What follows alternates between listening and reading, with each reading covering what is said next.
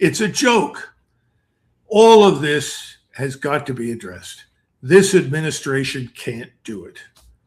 And Mr. Doug, I'll ask the obvious question. Who's qualified to ask those questions, or to, other than you? And obviously, you've already written a whole slew of books on this stuff, and anyone who wants to can read it. But the outlet pick you. Is there, better question, is there anybody that has the ability or the knowledge to even address the questions? Yes, there are, both civilian and military. There definitely are. But you have to set out to identify those people. Then you bring them together. You protect them from all the slings and arrows that will be hurled at them from the outside. You sequester them and give them the time and the support to put together the alternatives. In other words, to find the right solutions, to set up ultimately a new structure and a new system.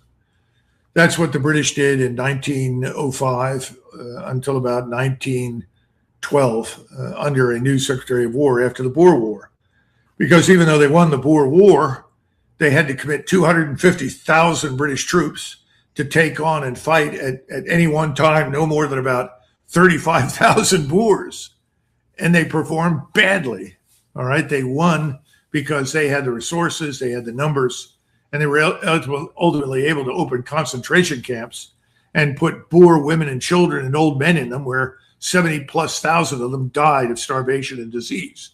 That's how they won the Boer War. Now, my point is, he knew that. A man, his name was Richard Haldane, very brilliant man, and a lawyer, by the way, with no military experience. But he knew this had to change. And there were a number of people in uniform that also recognized it.